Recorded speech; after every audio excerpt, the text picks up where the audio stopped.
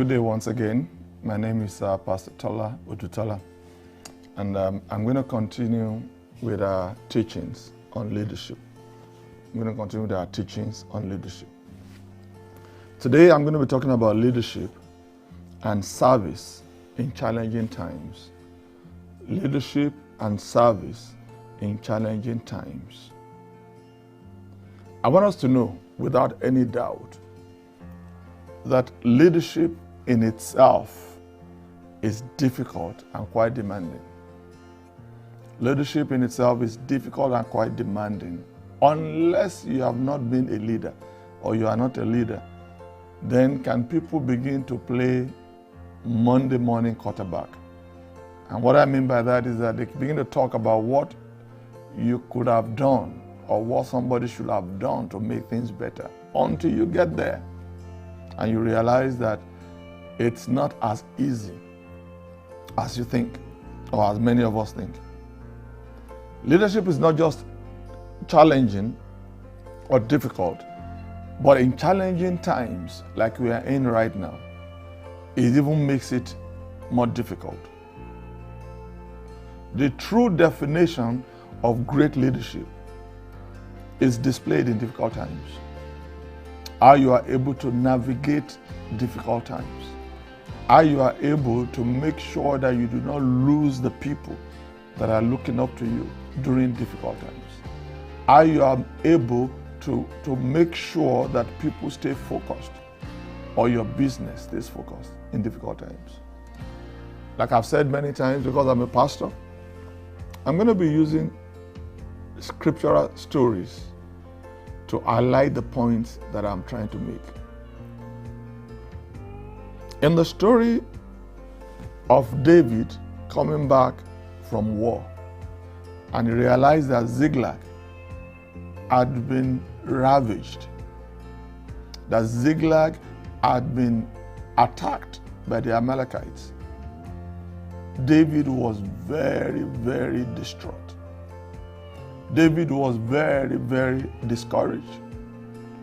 Bible says that all their wives, all the things that they had, their assets, their animals, everything had been taken away by the Amalekites. And David was discouraged. The scripture says that they cried until there was no more strength in them. And all of a sudden, David said to himself, I cannot continue like this. You know, it is possible for you to be going through a challenge. And in most cases, or in some cases, it looks as if there is no hope. But then you can't continue like that. You have to find a way to go forward. Because your attitude or how you respond in challenging times determines whether you go forward or you allow it to sink you. The past 18 months has been very challenging for almost everybody all over the world. The pandemic of the virus has attacked many businesses, many churches, many homes, many people's jobs. The economy had been impacted. Of course, the politics had been impacted. And may I say that the church is not even exempt from this. The economy of many churches and members have been impacted negatively. So when David went through this, he said to himself, there must be a way out. And we know the story. For those of us who know the story, David encouraged, the Bible says, himself in the Lord. And he went to God. He said, shall I pursue? Will I recover all? And God said, you will not only pursue, you'll overtake, but you'll recover all. So how do we navigate these challenging times we are living today? Or how do we navigate any challenging times at all?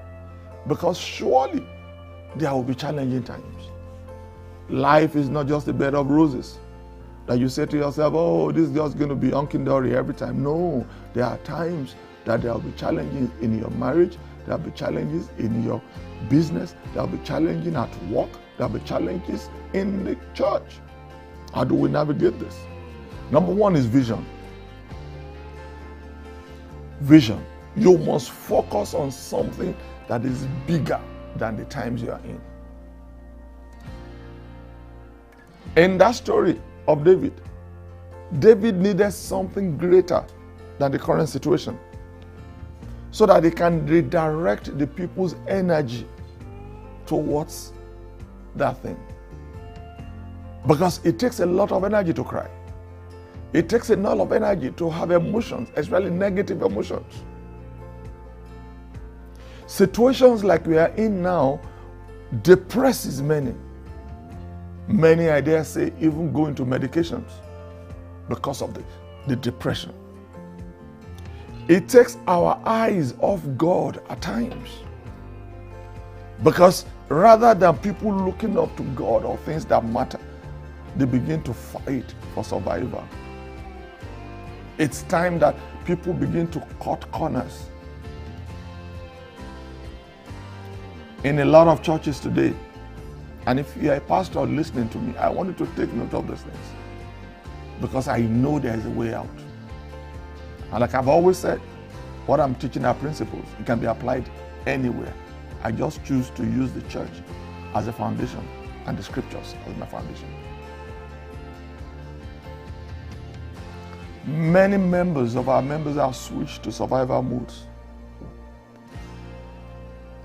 Their obligations to the church and to the works of the ministry have become secondary. Many churches have built mega mansions, buildings. And because of all these buildings, so big, it's so expensive to maintain. Now fewer people come to church. What do? Money becomes a major commodity that people are hoarding. Because whenever in times of difficulties, people try to just stretch what they have. David came up with a vision that is greater than the challenges they were facing. David went to God to ask whether he should pursue. It is possible to be in a bad situation, but you can adjust and recalibrate. A resilient leader avoids being weighed down by the challenges around him. Let me give you one example, personal example, and there are many. I trained as an accountant. And while I was in Nigeria in those days, to be a professional accountant, you had to pass your exams, the Institute of Chartered Accountants of Nigeria exams, and you thereby get an ACA. Now, that exam was one of the most difficult exams I've ever been attended. It was not just difficult, we were told that there is a particular percentage that they must pass in every year so that there are not too many in the market. I'm not in the legal profession, but I know until recent years past, if you want to become a senior advocate, very few people go through that thing. Very rigorous. But in the past 1 or 2 years, I think, was it 2 years ago or 1 year ago, I can't remember right now, that they had a lot of people. I said, really? I knew lawyers, they try to manage how many people become members of the silk. It's the same thing with the accounting profession. In those days, we usually go for extramural classes and, just remedial classes just to help us brush up what we know and how to do well in the exams. I had done this exam twice and I failed. And on the third occasion, on the second occasion, I had a reference. I I didn't even know. But I assumed I had failed. This is the challenge at times in life when you get used to challenging times of failure and you lower your expectation. So I went to check my result. I got to the place, I looked on the board. There were many people there. I looked and I didn't see my number. So I assumed that I had failed. It was painful. It was very depressing. But like David did here, I encouraged myself in the Lord and I made up my mind I was going to register again to do the exams. Unknown to me, I got there to the place to register. I didn't go home to cry. And the registrar of the place said to me, have you checked your result? I said, yes, I've checked. He said, what happened? I said, I failed. He said, did you really check? I said, yes, I did. He said, but you didn't fail, but you passed. I was shocked. This was an exam I believe I had done. This was my third attempt. Yeah, third attempt. And I thought I had failed. And he showed me the master list. I was so elated with joy. I went back to the same place again because I had seen the master list. I knew where my number was and my name was. I looked at it, I shouted there, and I said, oh, I passed. And people around me, they began to congratulate me. You must have a superior plan, which is the vision that is bigger than what you are going through, if you are going to get out of it. In Genesis 26, many preachers will preach about this. You know, how Isaac dug the well that his father had dug before them. How people challenged him. They fought him. But the Bible says that the more they fought him, the more Isaac dug other wells. It is possible to dig another well, even though you are going through a challenge.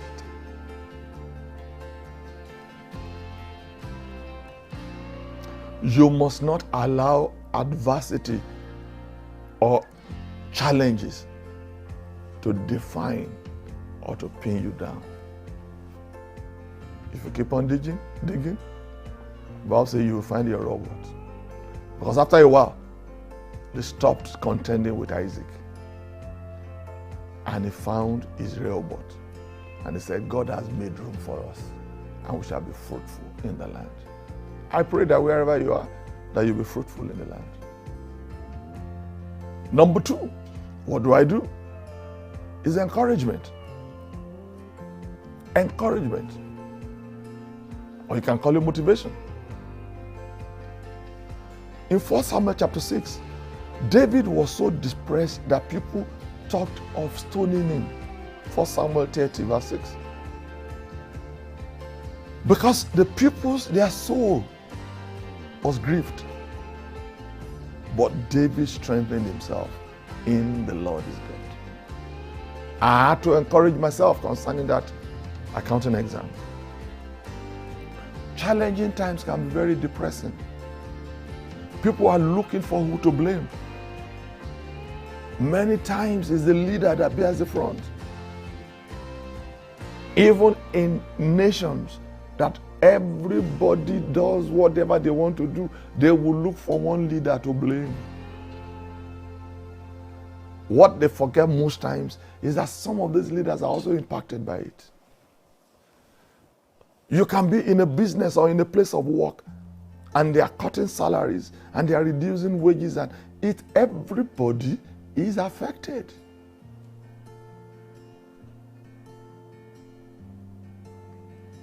As leaders, you must constantly encourage yourself.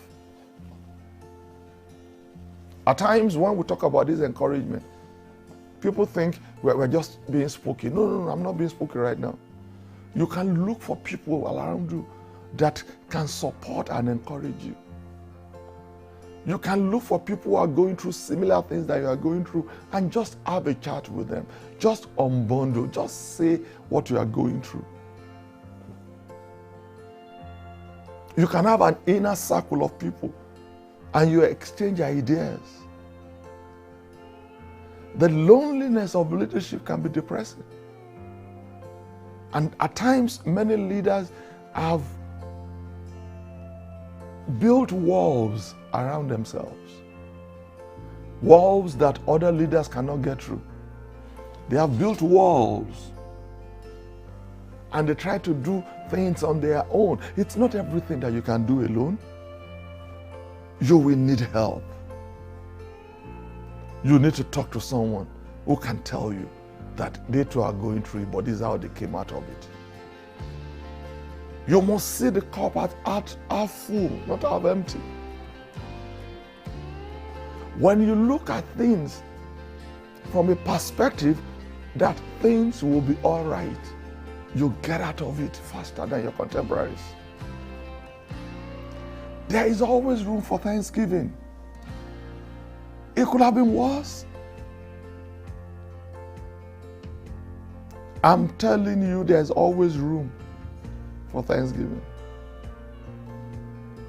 There's a story of a man called Jacob. He worked for Laban to marry his daughter, his uncle. And he worked for 7 years. After 7 years, they gave him a different wife than the one he worked for. They wanted to marry. This man continued for another 7 years. Eventually, he married Rachel. 10 times his salary was reviewed downwards. Have you ever had your salary reviewed downwards? 10 times his own was reviewed in a span of 20 years. But this guy, he was not discouraged. But one day, he went to his master and said, I need to go.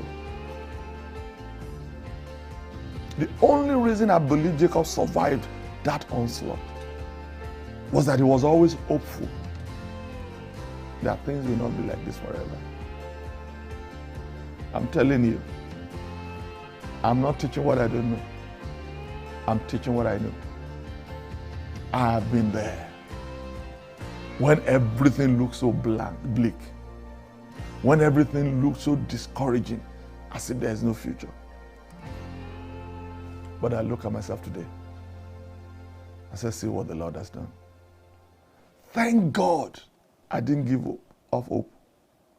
No wonder David said, I would have been depressed unless I had not believed that I would see the goodness of the Lord in the land of the living. Are you listening to me today or watching me online?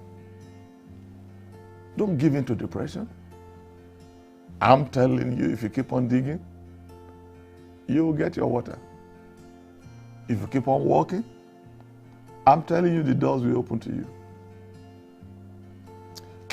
Seeing the cup half full gives the ability to hold on until your breakthrough comes. David encouraged himself. 600 people, 400 out of them were encouraged. The other people refused to be encouraged. It is possible that not everybody will be encouraged around you. That's okay. You keep on doing what you're doing. Don't forget they have lost their jobs. Don't forget they have lost their homes. Don't forget some of them have lost their joy.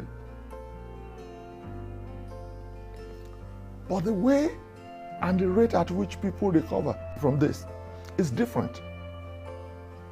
Your main goal as a leader is to stabilize the ship. The message you just listened to is brought to you by the friends and partners to Line Crossers program. To become a partner or sponsor of this program, send us an email at info@jesushousebaltimore.org. You can also contact us at www.alphaleadershipconference.net or simply call us on 410-521-4783. And you can make your contributions at Zenith Bank PLC, Elroy Media account 101-767-5913. 101-767-5913. God bless you.